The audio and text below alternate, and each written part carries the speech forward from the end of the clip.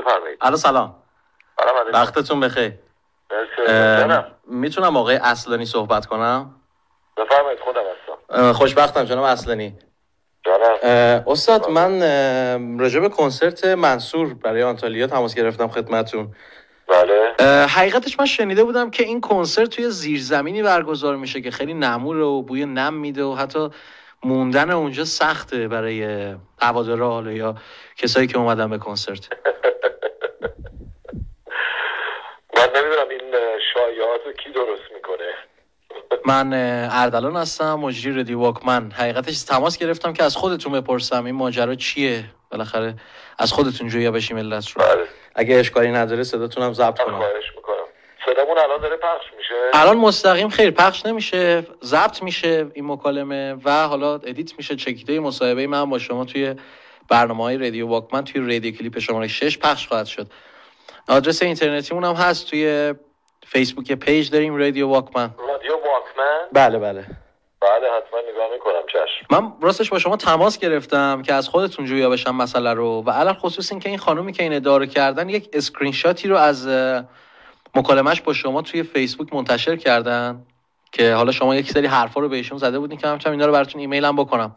میخواستم ببینم اینا واقعیت داره یا اینکه ساختگی است. این خدمتتون بگم که اینا یه سری اشخاصی هستن متاسفانه که اینا میکروب جامعه هن.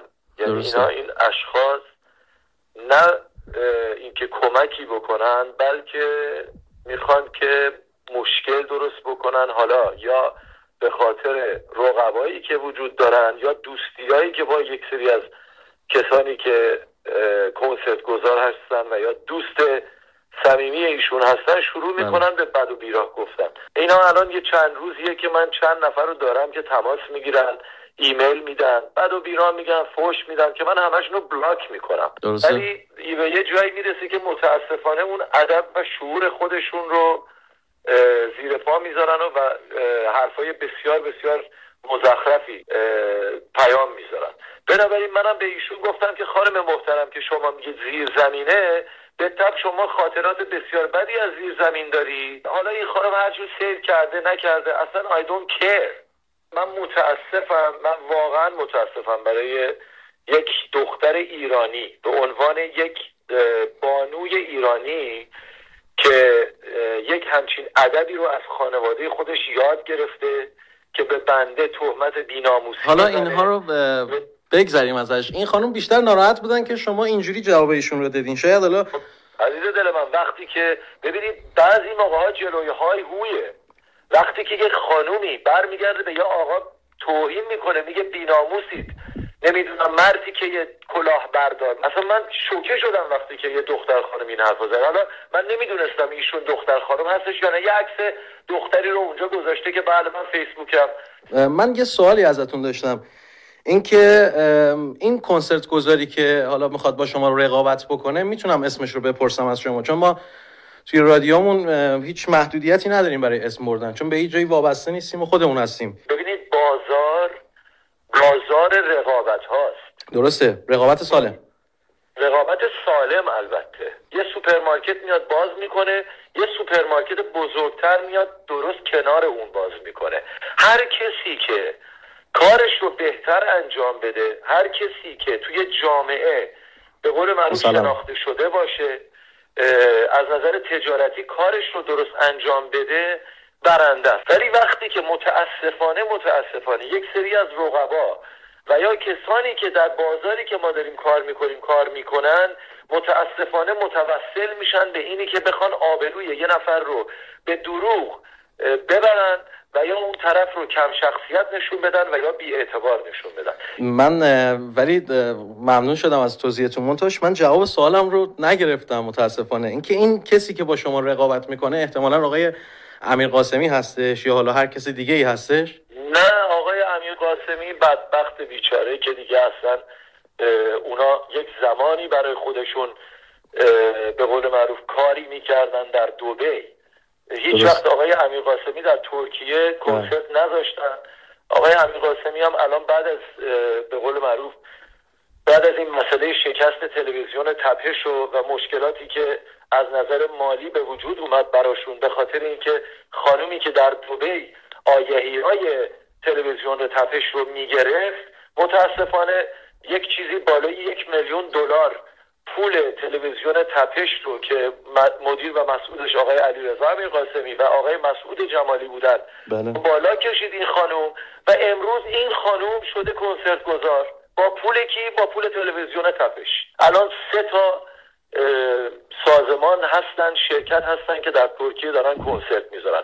یکیش نت پروداکشن مال خود بنده هستش که 6 ساله که من دارم در ترکیه اولین کسی هستم که اصلا بازار ترکیه رو راه انداختم به عنوان کنسرت گذاشتن.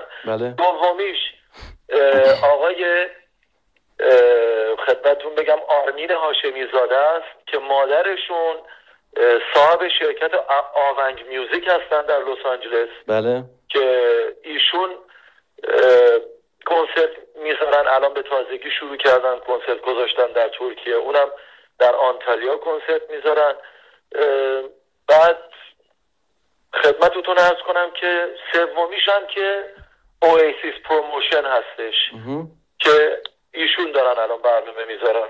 من خدمتتون عرض بکنم که اولین کسی بودم در خارج از کشور که این حدود شاید 4 سال پیش 5 سال پیش بوده که زمانی که آقای ابی به دبی تشریف بردن و آهنگ خلیج فارس رو اجرا نکردن، من اولین کسی بودم که نارضایتی خودم رو از طریق تلویزیونی که اون موقع درش کار میکردم بیان کردم و این رو گفتم که اگر آقای ابی میان یک آلبومی رو میخونن با اشعار بسیار زیبای اردران سرفراز و یک آلبوم سیاسی به بازار میدن، بنابراین به عنوان یک قهرمان هنری باید در روی صحنه دبی آهنگ خلیج فارس رو میخوند و همیشه یک قهرمان باقی میموند. ولی متاسفانه آقای ابی پول رو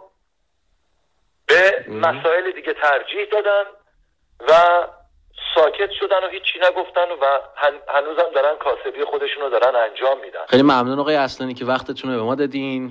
اگر حرف پایانی یا پیام پایانی دارین بگین که شنونده های ما بشنون.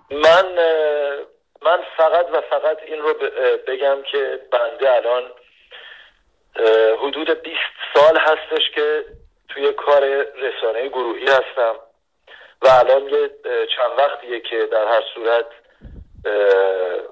به دور هستم از کار رسانه گروهی و اینم خدمت شما بگم که از طریق فیسبوک برای اولین بار، یعنی خود بنده شبکه تلویزیونی رو دارم راه میندازم که تمام این مسائل رو از طریق فیسبوک با جوانها، با کسانی که در هر صورت دوست دارن اونها هم مخاطب باشن این رابطه رو برقرار خواهم کرد که هممون بتونیم آزادانه افکار خودمون و دیدگاه خودمون رو بتونیم اینو به تصویر و به صدا بکشونیم. ان شاءالله که موفق باشین آقای اصلانی عزیز. خیلی ممنون که وقتتون رو به ما دادین. منم خیلی خوشبخت شدم از آشناییتون. من این سایت شما رو، یعنی این اسم شما رو می‌کنم، پیج فیسبوکه واکمن رادیو واکمن. من اد می‌کنم به فیسبوک خودم. بله، یه دونه facebook.com/radio walkman بدون هیچ فاصله و اسپیسی. باشه عزیزم، من اینو اد می‌کنم حتما. خیلی ممنون. لطف کردین استاد. متشکرم شدم از صحبت شما. خواهش می‌کنم. خدا. خب اینم از مصاحبه ما با آقای شهرام اصلانی عزیز. امیدوارم که لذت برده باشین. اسکرین شات ها هم که 100% یا خوندین یا خواهید خوند، به هر حال قضاوت به خود شما خواهد بود. قبل از اینکه بریم برای جمله پایانی و خداحافظی، من یه مژده رو بهتون بدم که ما داریم روی یک ویژه برنامه‌ای کار می‌کنیم در رابطه با فساد در دانشگاه‌های ایران. امیدوارم که به این ویژه برنامه هم توجه داشته باشین. این ویژه برنامه جدا از برنامه‌های اصلی رادیو واکمنه که هر پنجشنبه میاد. ایمیل برنامه رو خیلی سریع بگم: radio.walkman@yahoo.com. امیدوارم که با ما ایمیل بزنین و ما رو از لطف خودتون دریغ نکنین. میرسیم به جمله پایانی من. اینو فکر نکنین که دلم قطعا میخواد، ولی بدرود تا فردا روزی که حتما میاد. خدا نگهدار.